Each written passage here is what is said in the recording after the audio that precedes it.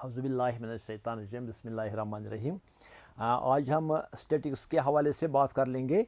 तो चूँकि आपने 9th क्लास में स्टैटिक्स के बारे में बहुत कुछ पढ़ा है, जैसे अनग्रुप डाटा का मीन, मीडियन, मोड और उसके कुछ ग्राफ्स जैसे बार ग्राफ, जैसे सर्कल ग्राफ और जैसे पिक्टोरियल ग्राफ्स, और आपने कुछ वो पॉलीगन्स जैसे फ्रीक्वेंसी पॉलीगन वगैरह बना रखे हैं। आज हम सिर्फ और सिर्फ मीन के बारे में बात कर लेंगे। मीन बहुत ही इम्पोर्टेंट है हमारी आम डे टू डे लाइफ में। तो मीन के हवाले से हम बात कर लेंगे। सबसे पहले रॉ डाटा की हम बात कर लेते हैं, इन्हें अनग्रुप्ड रॉ डाटा। मसलन हमारे पास एक क्वेश्चन ऐसे होता है, एग्जाम्पल देंगे तो टाइम ही इसके साथ जाता है। फाइंड द मीन ऑफ, तो डाटा आप कुछ भी रख लीजिए, जैसे 3, 8, 11, 3, 7, 2, 15 एट्सेट्रा। जैसे मैंने इतना रख लिया, तो ये आपने इस तरीके का मीन तो पहले ही निकाल चुके हैं आप 9th क्लास में। तो मीन क्या होता है? Sum of the observations divide by number of observations.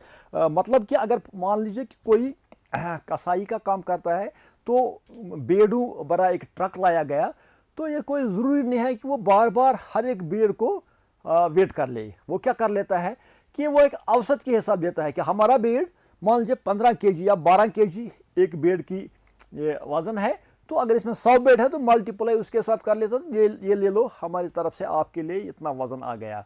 तो ये मीन की बात होती है, बार बार इसका इस्तेमाल होता है। तो कैसे कर लेंगे हम ये मीन? हम ऐसा कर लेते हैं, सबसे पहले हम लिखते हैं सोल्यूशन की तरफ जब हम बढ़ेंगे सोल्यूशन, तो सम ऑफ ऑब्जर्वेशन, ये 9th क्लास की मैं बात कर रहा हूँ। Sum of observations, sum of observations, जितनी भी हमारी ऑब्जर्वेशन है इनका सम कर लेते हैं।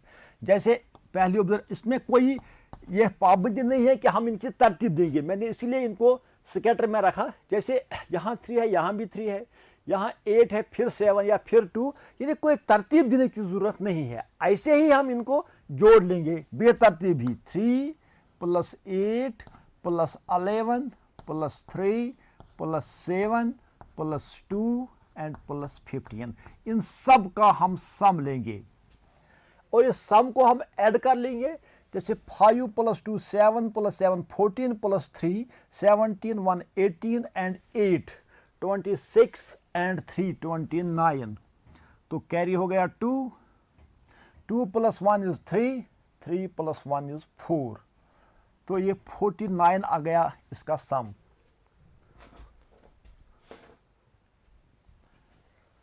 अब नंबर ऑफ ऑब्जर्वेशन, कितनी ऑब्जर्वेशन है हमारे पास? Number of observations, number of observations.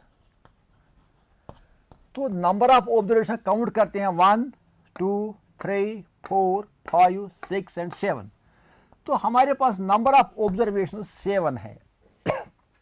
अगर हम इन ऑब्जर्वेशंस को xi का नाम देते हैं, तो इस सम को हम लिख सकते हैं sigma xib।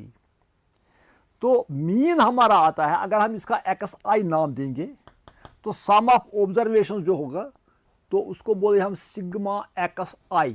Sigma xi, sigma means summation, capital sigma है ये। xi मीन्स जैसे 1 का i का वैल्यू जाएगा 1 से 7 तक, पहला दूसरा तीसरा, इसको लिखते हैं i = 1 to 7। और इसका छोटा नाम नंबर का हम n लिखते हैं, नाम n। तो मीन जो हम लिखते हैं, देयरफॉर मीन या एवरेज बोलेंगे आप, या मीन बोलेंगे आप, या अर्थमेटिक मीन बोलेंगे, एक ही बात है। एवरेज भी इसको हम बोल देते हैं, एवरेज। तो ये होता है बराबर सम ऑफ ऑब्जर्वेशंस या सिग्मा xi, जिसको हम बोलेंगे छोटा करके sum of observations, divided by number of observations यानी n, इसका नाम हम छोटा लिखेंगे n। तो हमारे पास जो सम ऑफ ऑब्जर्वेशन है दैट इज 49, एंड जो हमारे पास number of observation that is 7, यानी इस सम को इनके नंबर से डिवाइड करना है। 7 7 are 49। तो 7 आया हमारा एवरेज, औसत जो इसकी आ गई दैट इज 7। एवरेज बोल दो, मीन बोल दीजिए, उर्दू में औसत बोल दीजिए, तो वो 7 आ गया। अब ये 7 यूनिट वही रहेगा जो इसमें होगा किस चीज़ का मीन हम निकाल रहे हैं। कभी वेट का निकालना होता तो 7 kg या 7 क्विंटल या कुछ ऐसा आएगा।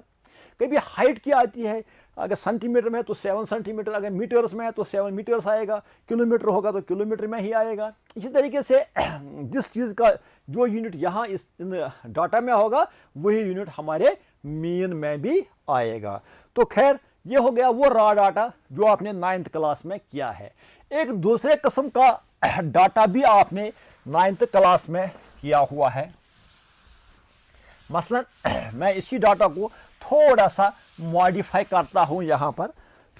इस डाटा को मैंने आपको अभी बोल दिया कि हम इसको XI के हिसाब से लिखेंगे। मसलन अगर हमने यहाँ जो ऑब्जर्वेशन है, ऑब्जर्वेशन का नाम मैंने XI रख लिया, तो यहाँ 3 है, 8 है, 11 है, 7 है, मैंने उस 3 को जानबूझकर स्किप किया, 2 है और 15 है। यानी डिफरेंट मैंने इस वक्त डिफरेंट रख लिए मैंने। और यहाँ एक एक आइटम कभी कभी बहुत बार आता है। मसलन 3, एक का भी वेट 3, दूसरे का भी वेट 3, तीसरे का भी वेट 3, तो उसको फ्रीक्वेंसी हम बोल देते हैं, FI से लिखते हैं फ्रीक्वेंसी। मान लीजिए ये 3 हमारे पास 5 बार आ गया, तो ये 5 का मतलब फ्रीक्वेंसी के नीचे 5 लिखने का मतलब हो गया कि 3 को हमने 5 बार लेना है, 3 3 3 3 एंड 3। तो इसी तरीके से मान लीजिए 8 हमारे पास 2 बार आ गया, 11 हमारे पास 3 बार आ गया। जब डाटा हम कलेक्ट कर लेते हैं ना, ये कलेक्शन की बात मैं कर रहा हूँ, जब भी हमने रॉ डाटा कलेक्ट कर लिया तो चाहे वेट का किया, चाहे प्रोडक्शन का कर दिया, चाहे हाइट का कर दिया, डेप्थ का कर दिया या किसी और चीज़ का कर लिया, तो 7 मान लेते हैं 4 टाइम्स आ गया। कोई रिपीट भी हो सकता है, मतलब 2 है हमारे पास, मान लीजिए ये भी 5 बार आ गया। 15 है, कभी 0 बार आएगा, कभी 1 बार आएगा, कभी 7 बार आएगा, जैसे आपकी मर्जी है। मान लीजिए ये भी 3 बार या 4 बार या 5 बार या 6 बार लेते हैं हम, कोई बात नहीं। तो अगर ऐसा डाटा हमारे पास होगा, यानी इसको बोलते हैं ये भी रॉ डाटा ही है, ये भी अनग्रुप्ड डाटा ही है, लेकिन इसमें फ्रीक्वेंसी है, यानी कौन डाटा कितनी बार आएगा। जैसे 3 है 5 बार आ गया, 8 जो है 2 बार आ गया, 11 3 times, 7 4 times, 2 5 times and 15 6 times. तो अगर इसका हम चाहते हैं कि हमारे पास इसका मीन आए, तो मीन निकालने के लिए वही रूल कि sum of observations divide by number of observation. क्योंकि 3 को 5 बार जोड़ना है, इसलिए हम इनको प्रोडक्ट करके यहाँ रख लेते हैं, उसका नाम रख लेते हैं FIXI, mean product of these two. क्या प्रोडक्ट? क्योंकि 3 को हमें 5 बार ऐड करना है, यानी वही आ गया 15। एंड देन 8 को 2 बार रखना है, 8 + 8 वही हो गया 8 2 16। इसीलिए हम ये प्रोडक्ट यहां कर लेते हैं। 11 को 3 बार जोड़ना है, 11 3s और 33, एंड 7 को 4 बार जोड़ना है हमें, तो 7 4s और 28। इसी तरीके से 2 5 बार मीन्स 2 5s और 10, और 15 को 6 बार जोड़ना है, 15 6s और 90। यानी अब हमने इनको अलग अलग करके रख लिया, यानी 3 3 3 5 बार, 8 8 2 बार, 11 3 बार, और फिर इनको जोड़ दिया तो वो उनका 2 2 का प्रोडक्ट करके भी वही सम आएगा। और इस सम को हम कभी कभी कैपिटल N भी लिखते हैं या सिग्मा FI लिखते हैं, आपकी मर्जी है। क्लास इस किताब में सिग्मा FI ही लिखा हुआ है। सिग्मा मीन्स समेशन, यानी टोटल हमारे पास कितने नंबर्स हैं। ये जो नंबर्स हैं, अगर ये 3 5 बार है और 2 बार है, तो ये 2 आइटम्स हमारे पास 7 बार आ गए। यही मतलब टोटल कितने आइटम्स हैं, 5 2 7 3 10 4 14 5 19 और 6 हो गया 25, यानी 25 आइटम्स है हमारे पास। और इन 25 आइटमों का जो टोटल आ गया, टोटल को तो हम सिग्मा लिखते हैं, यानी समेशन। समेशन किस चीज का? FIXI का। तो समेशन कीजिए, 5 6 11 14 और 8 22, कैरीज 2 2 and 1 3 1 4 + 3 7 + 2 9 + 1 10 एंड 9 हो गया 19। 192 आ गया सम ऑफ द ऑब्जर्वेशंस, और नंबर ऑफ ऑब्जर्वेशन आ गया 25। तो इस सूरत में जब मीन निकालना हो, मीन इज इक्वल टू, अगर हमने इसमें XI के जरिए से डिनोट किया हुआ है, तो एक्स बार आएगा। अगर आप वाई आई से डिनोट करेंगे तो वाई बार आएगा, यानी हम मीन को इस एक्स से लिखेंगे और ऊपर से बार डालेंगे तो एक सिंबल आएगा हमारे पास मीन के लिए। तो मीन का सिंबल जो है दैट इज एक्स बार, हमेशा होता है sum of observations divided by number of observations, और सम ऑफ ऑब्जर्वेशन इस बार ये है sigma F I X I. तो sigma F I X I divided by number of observations, यानी हमने फ्रीक्वेंसीज को ऐड कर दिया, that is called the number of observations. तो जो हमारे पास सम ऑफ ऑब्जर्वेशन है इस बार दैट इज 192, और जो नंबर ऑफ ऑब्जर्वेशन है हमारे पास इस बार दैट इज 25। तो 25 से अब ये डिवाइड करना पड़ेगा। ये अगर आप डिवाइड करना चाहेंगे तो 25 8 आर 200 तो है ही नहीं, तो 25 7 आएगा 175, यानी ऐसे अगर या तो कैलकुलेटर का यूज़ करना पड़ेगा या तो लॉन्ग डिवीजन का यूज़ करना पड़ेगा। 25 7 आएगा 175, फिर क्या बचेगा यहाँ 12 में से 5 तो 7 बचेगा, 8 में से 7 और 1 बचेगा, यानी 17 बचेंगे। अगर आप यहाँ से डिसमल लाएंगे तो यहाँ 0 आएगा, 25 5 लिखेंगे, 25 6 लिखेंगे, 150 आएगा। तो यहाँ सब्ट्रैक्ट कर लो 0, 7 में से 5 तो 2, हर बार एक एक 0 आता है, जैसे आप डिवीजन के बारे में बखूबी जानते हैं। तो 25 8 आएगा 200। तो जाहिर सी बात है जो यहाँ आ गया हमारा क्वोशंट दैट इज 7.68, और इस 7.68 बन गया हमारा मीन। तो इस डाटा का जो हमने डाटा यहाँ अभी डेवलप किया, तो इस डाटा का जो मीन आ गया दैट इज 7.68। तो ये मेथड जो है ये या इससे पहले जो मैंने रॉ डाटा का दिखा दिया, वो जो फ्रीक्वेंसी वाला डाटा मैंने दिखा दिया फ्रीक्वेंसी डिस्ट्रीब्यूशन टेबल में, तो इनका मीन ऐसे निकालते हैं। लेकिन अब जो हम 10th की बात कर लेते हैं तो कैसे कर लेते हैं वो अब हम अगले मेथड में कर लेंगे। जैसे डायरेक्ट मेथड में दिखाता हूँ कैसे कर लेंगे हम।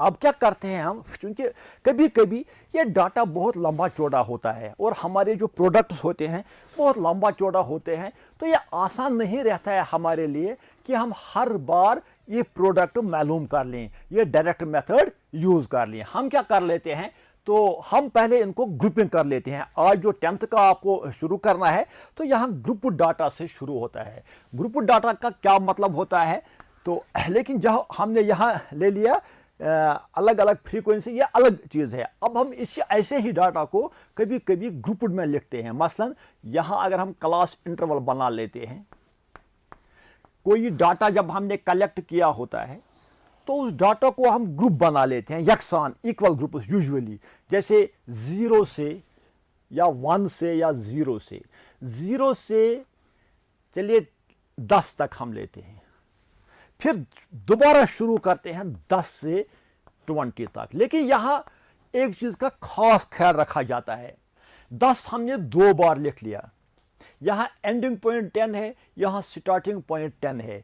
हम पहले ही ये तय कर लेते हैं कि जो ये 10 है ये इस ग्रुप में शामिल होगा, 10 इस ग्रुप में शामिल नहीं होगा, 0 इस ग्रुप में शामिल है, 0 से 10 तक 10 शामिल इसमें नहीं है, यहाँ 10 से 20 तक यानी 20 शामिल इसमें नहीं है, 20 नेक्स्ट में शामिल होगा। ये हम पहले से ही तय कर लेते हैं। 20 to 30 यानी 20 to 30 means including 20 but excluding 30। Similarly 30 to 40 मानते हैं ऐसे, 10 का मैंने लिया, 40 to 50 ऐसे ले लेंगे हम डाटा।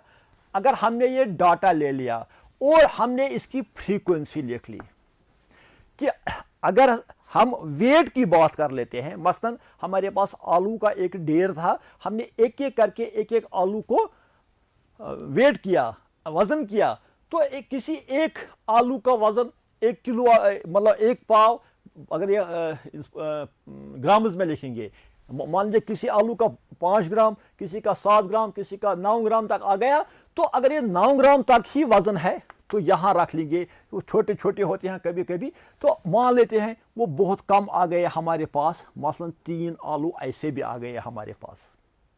10 ग्राम से जो बड़े हैं लेकिन 20 ग्राम तक उनका वजन है। मैं वजन की बात कर रहा हूँ, या कभी हाइट की बात कर देंगे, कभी किसी चीज़ मैंने कोई यूनिट नहीं लिखा है, जब यूनिट लिखेंगे तब वो उसी के लिए इस्तेमाल होगा। यहाँ मैं कह रहा हूँ कि मान लीजिए मैंने वजन के लिए फ़र्ज कर लेते हैं इस्तेमाल किया, तो 10 ग्राम से 20 ग्राम तक जितने आलू इसमें होंगे या कोई मेवा होगा तो उनका तादाद यहाँ लिखेंगे हम, मसलन 5।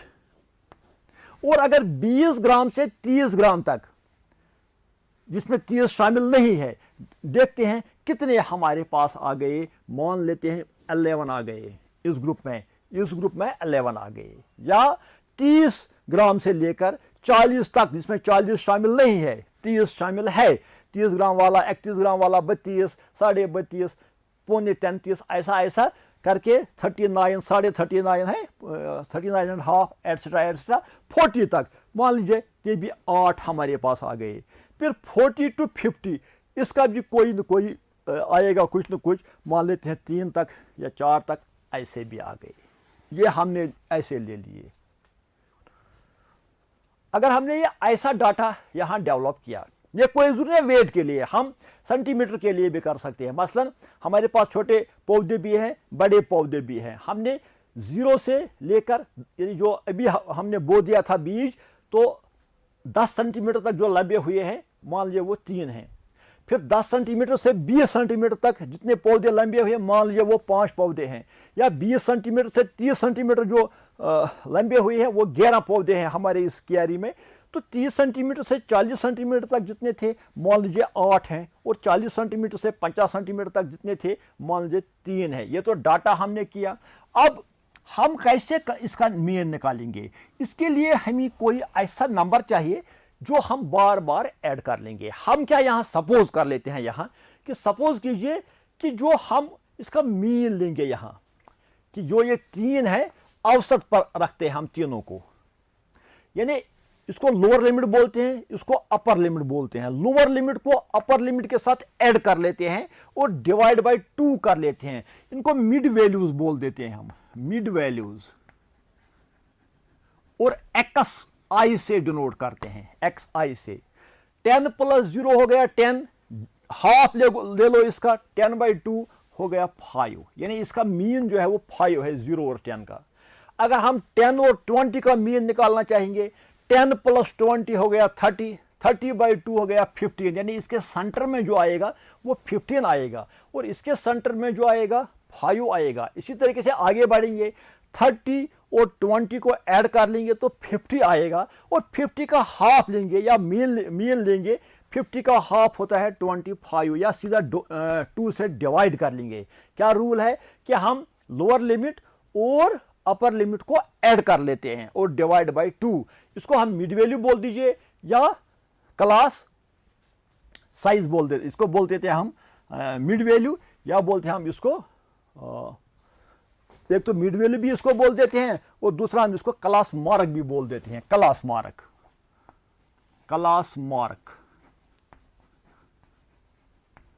क्लास मार्क भी बोल देते हैं, मिड वैल्यू भी बोल देते हैं, और छोटा करके कोई नाम एक्स आई हम इसका रख लेते हैं। यहां लेंगे 40 + 30 यानी 70, 70 का भी क्लास मार्क ले लेंगे, lower class limit plus upper class limit divide by 2। 30 + 40 70, 70 को 2 से डिवाइड कीजिए तो 35 आएगा।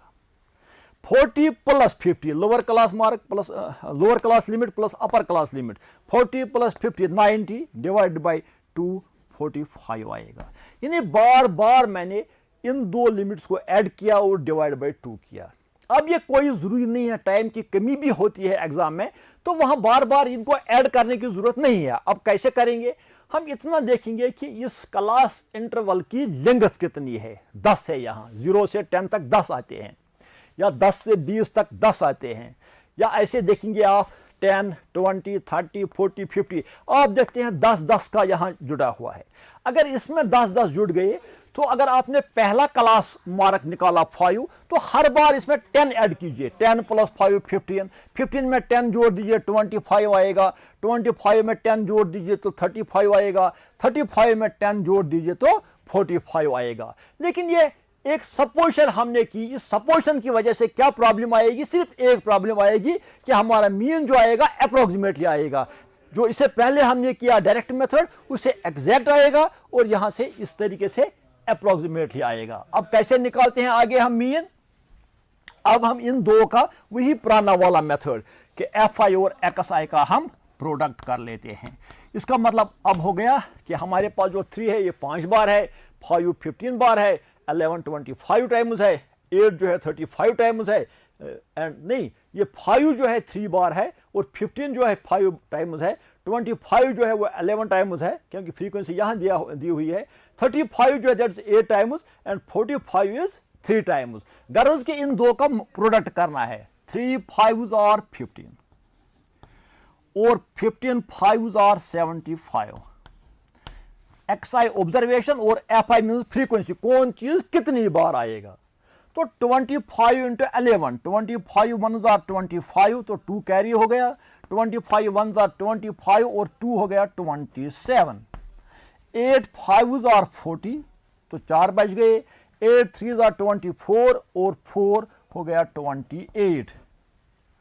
अब 3 से यहां मल्टीप्लाई, 3 5s are 15, एक 3 4s are 12 एंड 1 हो गया 13। अब जब ये निकल गया आपने पहले ही देख लिया कि अगर ये चीज हमारे पास है सम ऑफ ऑब्जर्वेशन और इसका सम अगर fi का सम उसको n बोल दीजिए या सिग्मा fi, सिग्मा शॉर्ट करके लिखेंगे सिग्मा fi, इनको ऐड कीजिए 3 + 5 8 + 1 9 + 8 17 + 3 हो गया 20, 2 तो कैरी हो गया, 2 एंड 1 हो गया 3, यानी 30 आइटम्स हमारे पास हैं। अब जो ये सम है इसको बोलते हैं हम sigma fi xi, sigma fi xi, इसको जोड़ दीजिए 5 और 5 10 और 5 15 और 5 हो गया 20 तो 2 कैरी हो गया, 2 और 1 3, 3 और 7 10, 10 और 7 हो गया 17, 17 और 8 हो गया 25 एंड 3 हो गया 28 तो 2 कैरी हो गया, 2 और 2 4 और 2 6 और 1 7 तो 780 आ गया इसका सम, यानी सम ऑफ द ऑब्जर्वेशंस हमारे पास 780 आ गया अब, और नंबर ऑफ ऑब्जर्वेशन जो हमारे पास है दैट इज 30। अब की बार जो मीन आएगा हम नीचे लिखते हैं, इसके नीचे बाकी सॉल्यूशन जगह की कमी की वजह से हम यहां लिखेंगे therefore mean means mean of the data, mean here means mean of the data.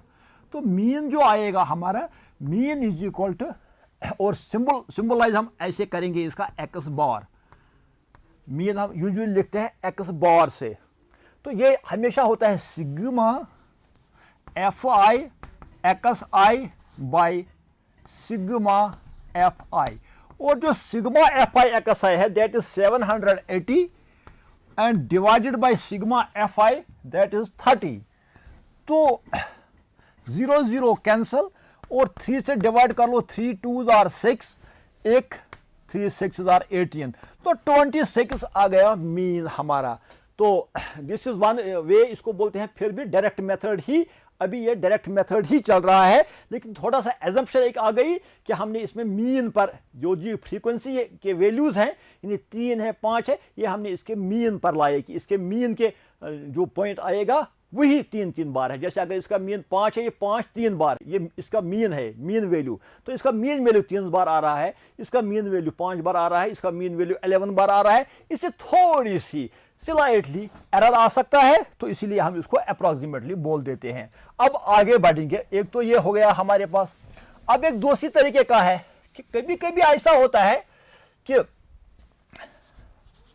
ये मल्टीप्लिकेशन टेबल जो होते हैं बहुत लंबे चौड़े हो जाते हैं, मान लीजिए यही डाटा हम ले लेते हैं, लेकिन ये हम जानते हैं कि fi xi बार बार आसान नहीं होंगे, लंबे चौड़े प्रोडक्ट्स होंगे, तो क्या कर लेते हैं हम एज्यूम्ड मीन मेथड यूज कर लेते हैं। किसी एक को, कोई पाबंदी नहीं है, किसी एक को जो आपको मन करे, लेकिन यूजुअली हम सेंट्रल वाला लेते हैं, कोई जरूरी नहीं है, आप कोई भी इनमें से चुन सकते हैं, तो वो इसमें से आप डिविएशन बोलते हैं, इसको डिविएट कीजिए।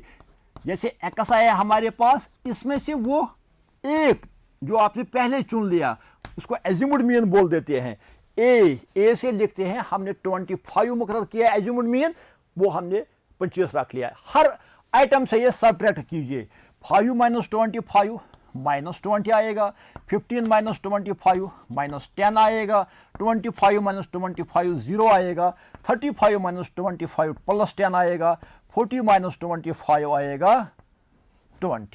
तो जब हर आइटम से ये 25 निकालना पड़ेगा, फिर क्या कर लेंगे, फिर हम FIDI कर लेंगे, FIDI एज्यूम्ड मीन है ये, एज्यूम्ड मीन। फिर फ्रीक्वेंसी से मल्टीप्लाई कर लेंगे, 320 हो गया 60, नेगेटिव में 5 10 हो गया 50, फिर 11 जीरो हो गया 0, 8 10 हो गया 80, 320 हो गया 60। फिर इसका हम ऐड लेते हैं सिग्मा FIDI, लेकिन इसमें कुछ आइटम नेगेटिव है, जैसे 60 प्लस 50, अगर इन दो का ऐड कर लेंगे ये हो गया माइनस 110, अगर इन दो का ऐड कर लेंगे ये हो गया 140। तो 140 में से 110 निकालेंगे, 4 में से 1 तो 3, ये 30 आ गया। तो मीन कैसे निकालेंगे, तो मीन ऐसे हम निकालेंगे, मीन होता है बराबर assumed mean plus H times, यानी जो हमने यहां sigma FIDI by sigma FI, ऐसे फार्मूला है कि मीन x बार से ही लिखेंगे।